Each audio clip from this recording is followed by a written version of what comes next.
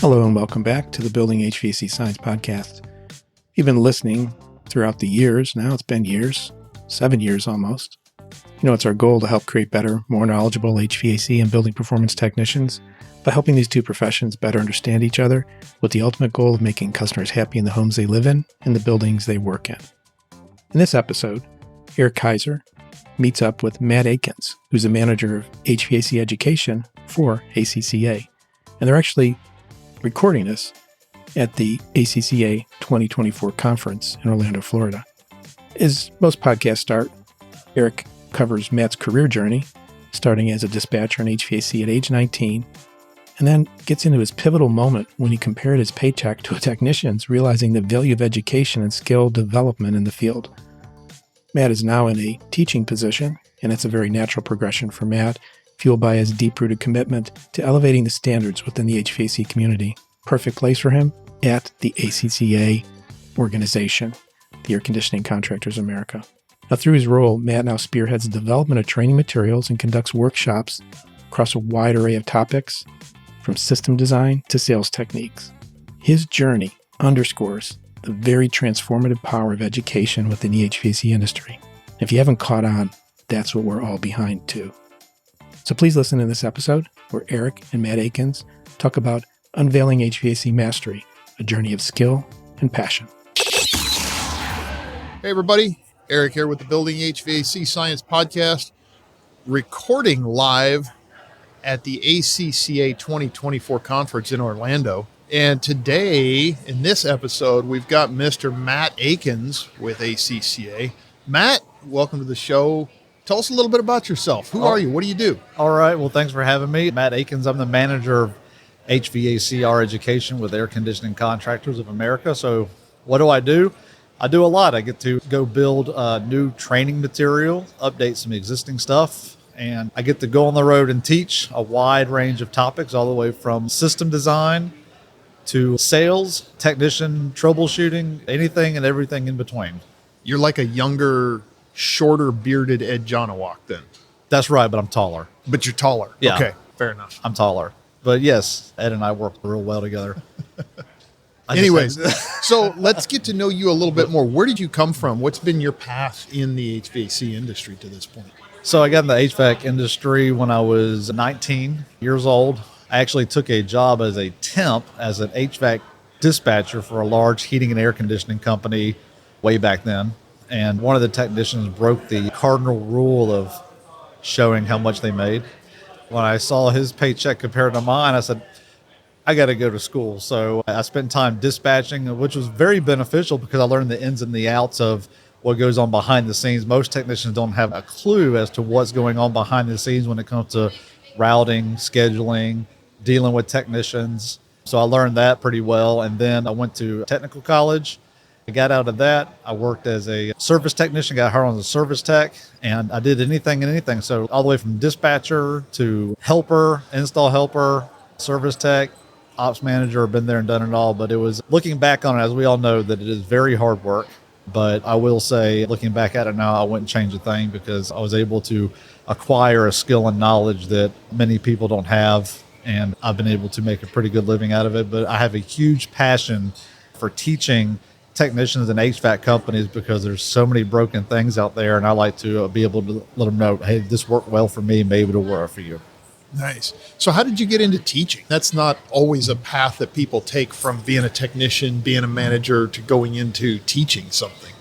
So I got my state license for Georgia back in 2015, and I was a technician for a large company in Georgia, and there was an opening for a technical trainer within the company on the corporate level, and someone recommended me as probably be a pretty decent teacher. So they called me, did an interview, and that's how I got pushed into training, was a recommendation from someone, and I loved it ever since. I love getting out and teaching, but that's how I got into it.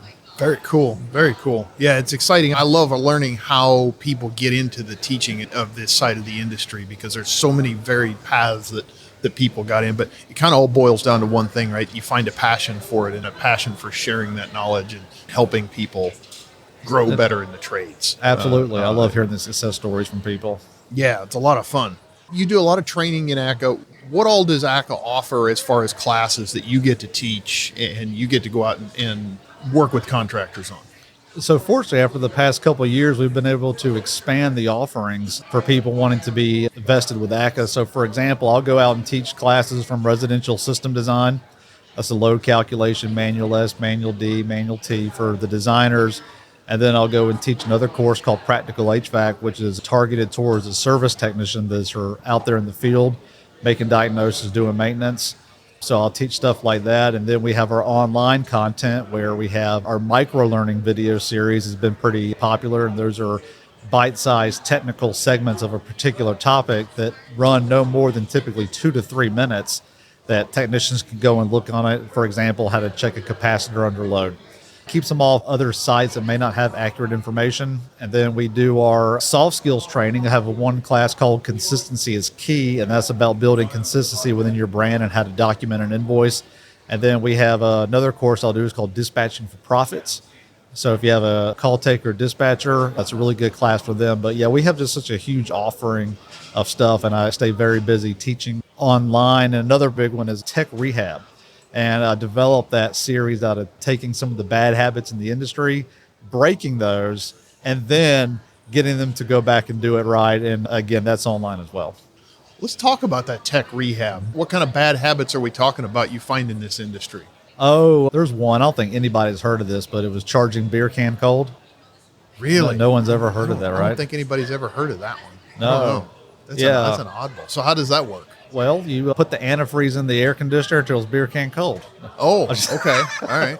For example, you got folks out there that they don't braze with nitrogen. That's not a good practice to have. We also have our duct design with tech rehab. Everybody thinks when you design a duct system, if they're using a duct calculator, that you're always designing to 0.1. So that's another bad habit. And then stuff all the way for water leaks on understanding that you need to put a float switch in the emergency drain if you have a system in the attic, doing all these redundancies. But yeah, it's just taking a lot of those bad habits and showing them the right way to do it and how to embrace it on their next service call. Very cool. Yeah, that sounds like it'd be useful for a lot of companies and contractors out there. So we had a very good response with it. Do you do that only for ACCA members, or is that anybody can hire you guys to do that? Right now it's online. So if someone who's not an ACCA member, they can pay for it for the course. If you are an ACCA member, it is part of your member benefits. Oh, okay. Yep. Very nice. So what else do you do on a day-to-day basis for the contractors and helping contractors out and technicians out? Well, we get quite a bit of phone calls and people asking for help and stuff like that. And we talk to them if they're our ACCA member. So they'll come up, they'll ask a question on, hey, it's loud, or how do you use manual J, or how do you do this? So we'll walk them through that. But then again, I'll take those questions if they email us or call us in, and I'll turn them into a training video, because I'll be willing to bet that other people have that same question. They have that same concern. So when people tell us this, we try to take that and then create content off of that. But my role particular as a person in the HVAC industry, I'm very technician advocate, HVAC company advocate. I want everyone to succeed and do well, and also stay safe out there and do good work. We have a lot of work to do with trying to break some of the stigma that goes around our industry, but I do take the job very seriously, and I want to give people what they deserve. Very nice. Okay. Sounds good. What do you think today you'd like to share with our listeners out there that they could work with or learn from? Sure. So going back to some of the educational content, I have 4 pillars that I discuss with people asking questions, okay?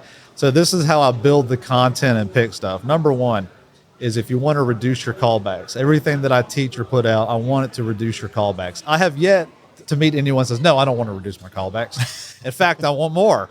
Want more callbacks. That would definitely be the opposite of most people that I talk to. Exactly. So can we reduce the callbacks? The next one is, can we reduce your liability? We do know this job can be dangerous. I've known a few technicians, myself included, who's went through a ceiling. I haven't done that one yet personally, but I can see how it could happen. It's not fun, yeah. Or you let the magic smoke out of a board or motor. Been there, done that. Yeah, can't put that in there. So we want to reduce the liability, make sure if they're brazing that you're using proper safety protocols, if they're working on electricity, lockout, tag out, and stuff like that. So reducing that liability exposure. The next thing is increasing revenue. Is what I'm putting out, is it going to help you increase revenue? It will if you properly use it. It's maybe not a direct action, but it could be an indirect action. It could be. If you think about doing things safer and fewer callbacks, to me, that increases revenue a little bit. Absolutely. One thing that comes to mind that's indirect is writing an invoice. How do you write an invoice? And there's a lot of people out there do a lot of shorthand, and the poorly written invoices can come back and bite you in the form of a callback. Because, if you didn't write it, it didn't happen, right?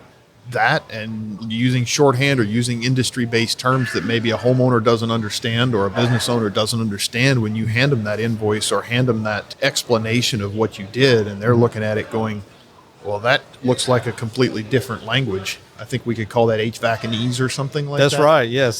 They might as well have wrote it in Braille or something, So we got, reducing the callbacks, reducing liability, increasing your revenue. And finally is protecting your brand's integrity. Word travels fast here in this day and age. So I want to build the stuff that's going to help you go out and be the contractor of choice, but you can also prove and back with what you're doing with facts and stuff like that. That's how I figure stuff out, and that's why I want to give back to these contractors, are those four things. And if I can't put something in those four pillars, maybe I don't need to do it, but I want to make it useful and actionable, so the material that I develop or the classes you take with ACCA should be actionable on your very next service or installation call. So that's what we're trying to push here, is the correct way to do things.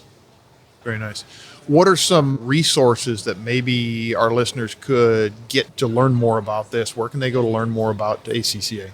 So you go to our website, acca.org. There's a little tab on there for education and events. And then when you hit the little drop-down menu, you can go into looking at our on-demand courses, stuff for members, tech rehab. I know Ed does his design series, so it's all on our website so that you can go check it out. So if you're a member, then you're going to have a lot of member benefits to content that many people don't have because they don't have a membership or they're not aware of it. But that is the best way to do it. Now, we do have, for some educators out there, I understand we have some HVAC educators, we have free educators resources on our webpage for people to download. And right now it's focused on design with manual JS&D. And then we have our standards, our quality installation standard and our quality maintenance standard. You can also get online for free as well through our website. Very nice. Anything else that you want to mention to our listeners out there, and anything you want to close out with here? Because it feels like we're winding down. We moved quick, didn't we? We did. We moved very quick today. Very quick. I would encourage people, I'm on the membership, to sign up. There's something for everyone out there. But the key is, though, if you're going to sign up for membership, use it. We do have our new member webinars that we do when new members sign up. And there's a lot of tools out there that, I'll be honest with you, I wish I had when I was in the field. So I know back in the day, I wish I had a true flow grid back in the day. I wish I had some of these training classes that we have online. So that's really the best thing, is to go to ACCA, look at a membership, and sign up for it. You got nothing to lose on that, but there's also other resources on there. You don't have to be a member, but we have a lot of good stuff for our members. And again, I can't stress it enough. If you want to separate yourself from the competitors out there, start doing it the right way. Get away from the rule of thumb or I know y'all go to some people's houses, they're self-taught engineers with their YouTube degree. You've had those people, right? Potentially. Yeah. Potentially. Well, those people, they don't like that stuff because it's like holy water thrown on them. They just sizzle right there going, oh my God, that's not how you do it. And we give you the stuff to do it right. And I'm very much not a rule of thumb kind of guy. If you can't prove it with math and stuff like that, it's going to be hard to do. But our manuals, our training is all about what you can prove and why you're going to do it. Very nice. All righty. Well, Matt, thanks very much for coming on today. Really appreciate you stopping by, and we will see you around the show. And if you guys need to know more, acca.org. That's right. Thanks for joining us. Thanks for having me. Appreciate it.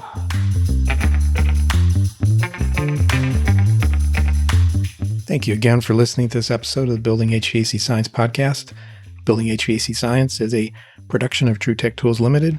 In full disclosure, I'm a co-owner of TrueTech, and the opinions voiced are those of my guests, my co-host, or myself, depending on who is speaking, of course. If you like what you heard today, or you've not subscribed to the podcast, please consider doing so by typing Building HVAC Science in the search bar of your favorite podcast app, or you can even ask Alexa to play the episodes. You'll also find us on Spotify. If you're in the market for tools or test instruments mentioned in the podcast, or just in general, take a look at what TrueTechTools.com has to offer. TrueTechTools.com. And you can use the offer code HVACBS for a nice discount.